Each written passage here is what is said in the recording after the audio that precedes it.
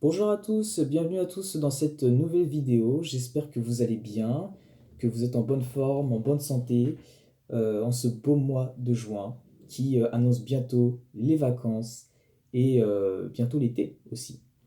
Donc dans cette vidéo, avant de vous parler du thème de cette vidéo-là, j'aimerais d'abord dire félicitations tout simplement aux secondes années et au Cube d'avoir entre guillemets terminé cette aventure qu'est la prépa.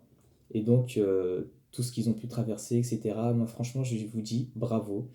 Et voilà, j'espère que vous intégrerez les écoles en fonction des résultats que vous avez reçus. Et j'aimerais aussi dire tout particulièrement félicitations euh, aux gens au carré de mon lycée, donc à la Bruyère, car il y en a plusieurs d'entre eux qui sont admissibles aux trois parisiennes. Donc bon courage à vous pour intégrer le SCP, les SEC ou HEC.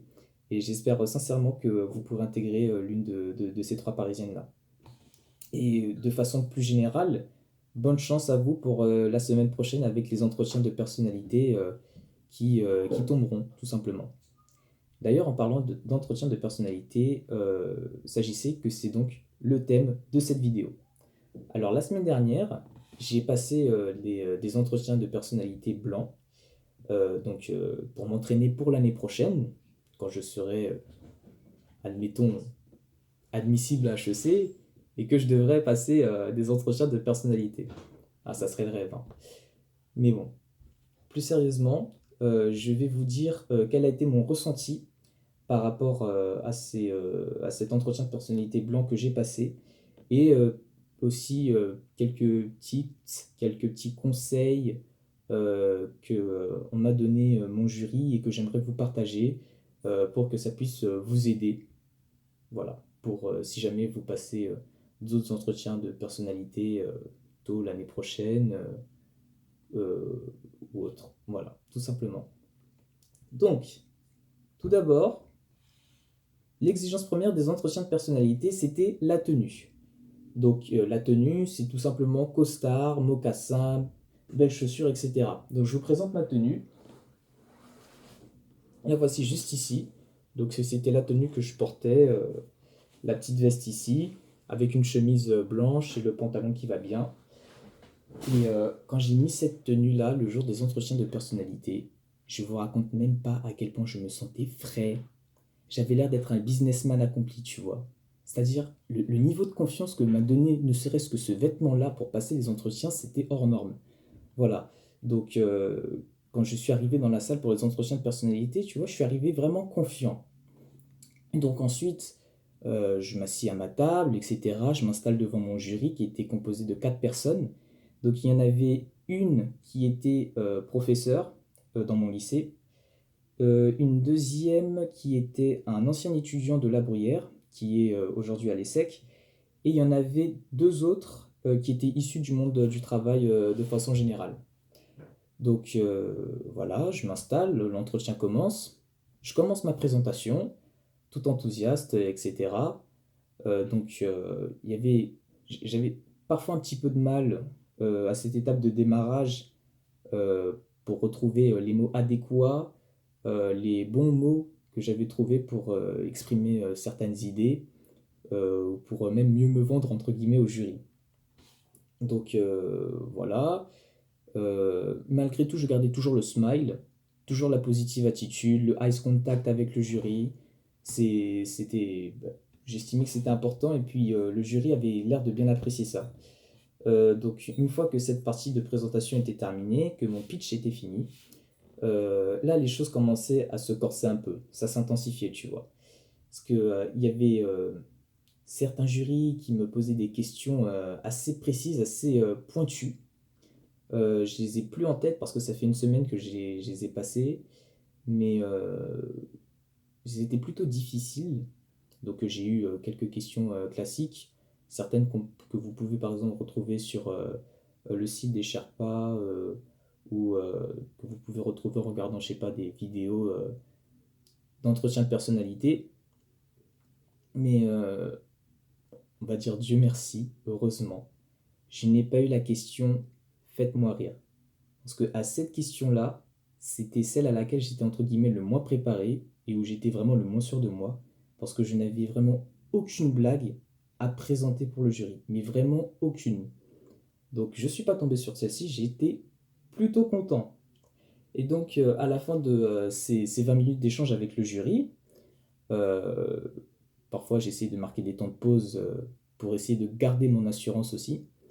Une fois qu'il a annoncé qu'ils allaient faire un débrief, là j'étais vraiment bien heureux de le savoir. Je ne l'attendais pas forcément, je voulais pas à tout prix qu'il y ait absolument qu'un jury me dise oui, c'est l'heure du débriefing, etc. Tu peux sortir, on te retrouvera dans 20 minutes. Je ne l'attendais pas à tout prix. Mais j'étais content de savoir que ça s'était terminé. Vient ensuite les 20 minutes où ils discutent entre eux. Et là, ils me font les remarques suivantes. Alors, ils me disent, vous avez une voix posée, vous présentez bien, etc. C'est... le discours était plutôt fluide, vous avez l'air confiant, vous aviez l'air serein, c'était un échange qui était agréable. Ah, je me suis dit, tant mieux.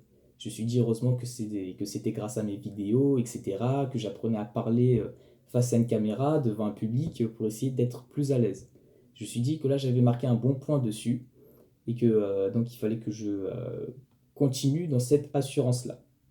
Ensuite, le deuxième point qu'ils avaient remarqué, c'était le fait que j'avais un propos qui était plutôt cohérent, que je ne me laissais pas démonter, et aussi que enfin, je disais des choses qui étaient appropriées. Et ça plaisait vraiment beaucoup au jury. Donc je me suis dit, c'est vraiment des éléments qu'il va falloir que je garde pour les réutiliser l'année prochaine lorsque je serai face à un vrai jury, enfin, lors d'un vrai entretien.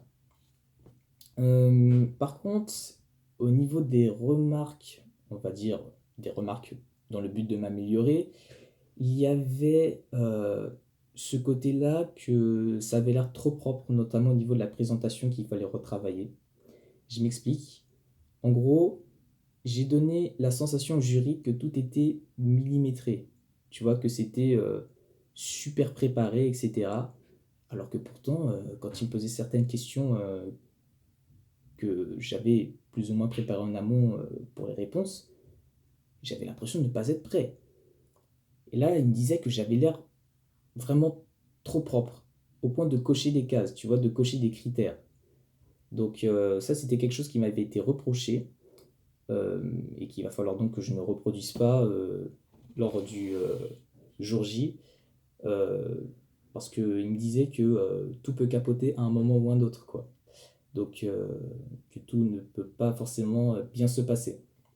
Ensuite, l'autre chose qu'il m'avait dite, c'était de moi me référer à mes valeurs, parce que souvent, lorsque je donnais des réponses, je la donnais plus en fonction de mes valeurs et moins en fonction d'une opinion ou même lorsque je devais raconter des expériences, je disais surtout plus que ce que j'en avais tiré plutôt que ce que j'avais vu, par exemple. Et donc, vraiment, l'entretien de personnalité, c'est un tout. Quand on parle de ces expériences, faut dire ce qu'on a vu, ce qu'on a retenu, ce qui nous a marqué, ce que ceci nous a apporté. Il faut vraiment voir la totale. Et donc, c'est ce qui a manqué parfois lorsque je parlais de mes expériences.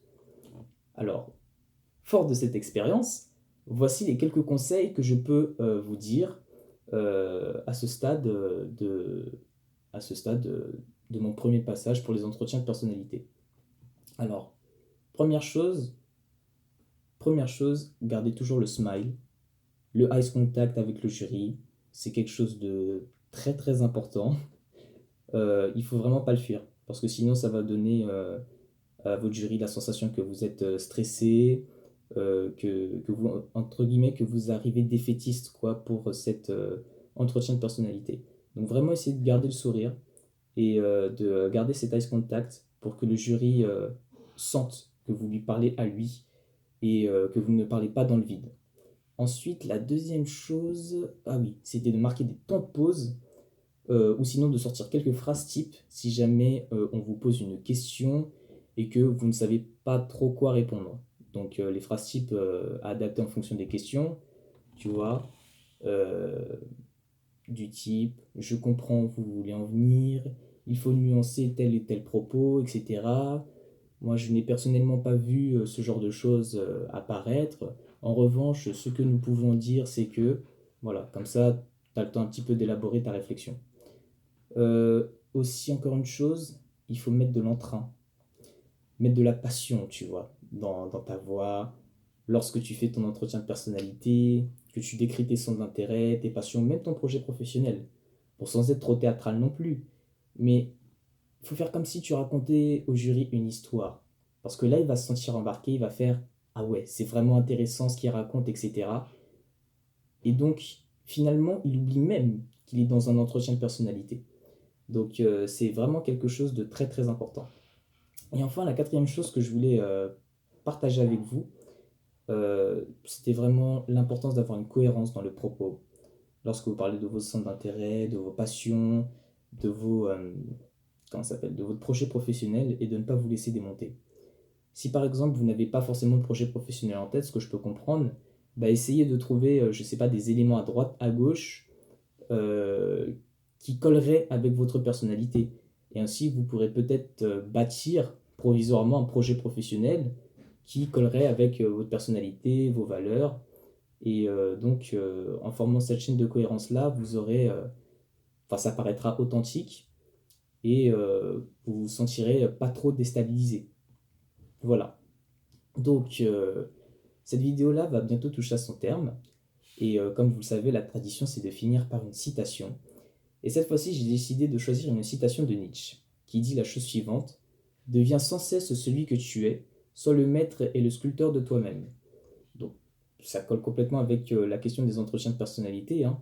L'idée étant de toujours bah, se former soi, et d'être toujours dans cette finalement esprit de croissance, d'évolution et de forger sa personnalité. Et d'ailleurs, à ce propos-là, je vous conseille le site 16 Personalities. Donc, c'est le chiffre 16, pas écrit en toutes lettres, mais en chiffres. Et à côté, Personalities. Et donc, je te mettrai le lien en description.